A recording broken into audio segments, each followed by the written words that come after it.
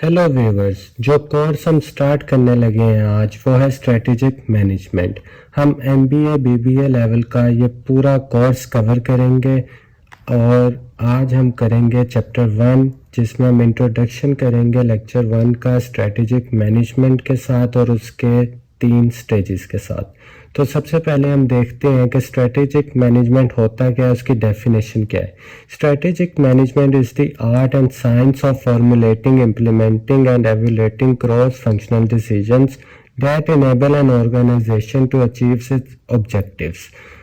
अब strategic management basically होती क्या है, हर कंपनी का एक विजन होता है और मिशन होता है। विजन लॉन्ग टर्म होता है और मिशन जो होते हैं वो शॉर्ट टर्म होते हैं। कंपनी एक विजन सेट करती है और उसको अचीव करने के लिए कुछ मिशंस बनाती है और उन मिशंस को अचीव करने के लिए हर कंपनी के छोटे छोटे ऑब्जेक्टिव्स होते हैं, शॉर्ट टर्म गोल्स होते हैं। उन गोल्स को अचीव करने के लिए basically companies different strategies apply करती हैं। डिफरेंट डिपार्टमेंट्स आपके फिनांस के हो गए, R&D डिपार्टमेंट हो गए, मैनेजमेंट डिपार्टमेंट हो गए, मार्केटिंग डिपार्टमेंट हो गए, जितने भी डिपार्टमेंट है ये मिलके स्ट्रेटजीज बनाते हैं और उस पर अप्लाई करते हैं ताकि कंपनी का विजन और मिशन या कोई भी जो गोल सेट होता है उसको अचीव किया जाए। इसलिए हम स्ट्रेटेजिक मैनेजमेंट पे काम करते हैं। होप सो आप लोगों को ये समझ आ गया होगा कि स्ट्रेटेजिक मैनेजमेंट होती क्या है। अब इसके 3 स्टेजेस होते हैं। Strategic management depend on 3 stages.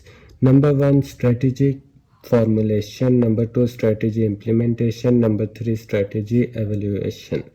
तो हम पहले डिस्कस करेंगे स्ट्रेटेजी फॉर्मुलेशन।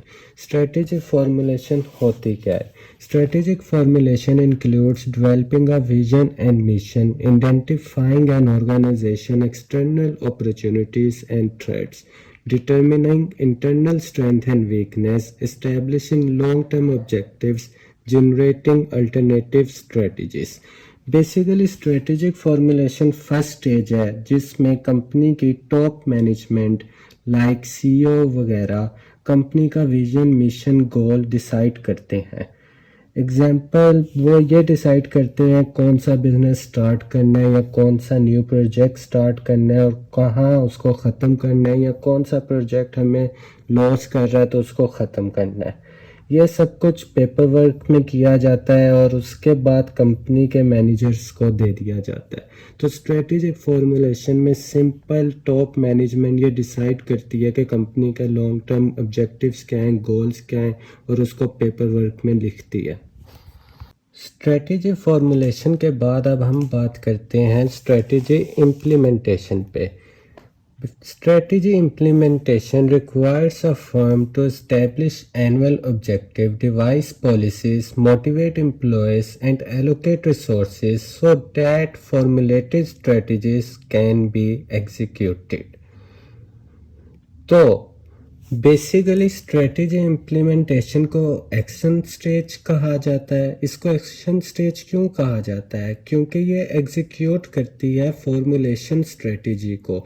इस स्टेज में एम्प्लॉयज स्ट्रेटेजीज पे वर्क प्रैक्टिकली करना स्टार्ट कर देते हैं।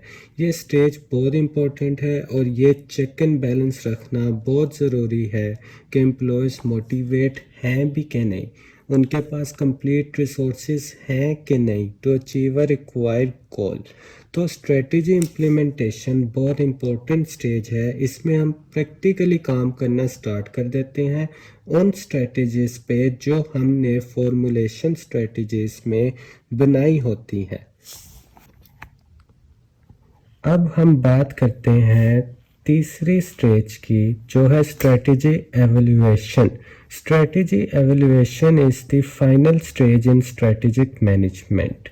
Strategic evaluation is the primary means for obtaining the information regarding strategy implementation and formulation।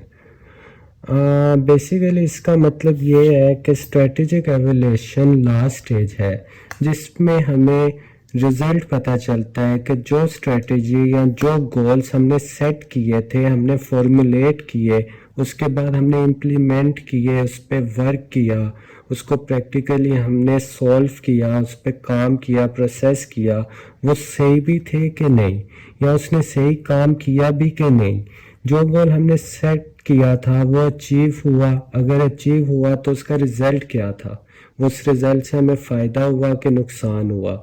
तो ये सब कुछ हमें पता चलता है ये लास्ट स्टेज से, स्ट्रेटजी एवोल्यूशन से। इन शॉर्ट ये रिजल्ट होता है हमारे ओवरऑल प्रोसेस का। होप सो आप सबको समझ आ गई होगी। अगर आप लोगों को इस लेक्चर के प्रॉपर नोट्स चाहिए पीडीएफ में तो कमेंट में बताएं, और अगर बुक चाहिए स्ट्रेटेजिक मैनेजमेंट की तब भी कमेंट में बताएं, मैं आपको पीडीएफ फॉर्म में शेयर कर दूंगा दोनों चीज़ें। नेक्स्ट वीडियो हम इसी चैप्टर का लेक्चर 2 करेंगे जो इंटरनल और एक्सटर्नल फैक्टर्स पे होगा कि स्ट्रेटेजिक मैनेजमेंट में हमें कैसे स्ट्रेटजीज बनानी चाहिए, या हम कैसे स्ट्रेटजीज सीखेंगे बनाना जो हमारे इंटरनल और एक्सटर्नल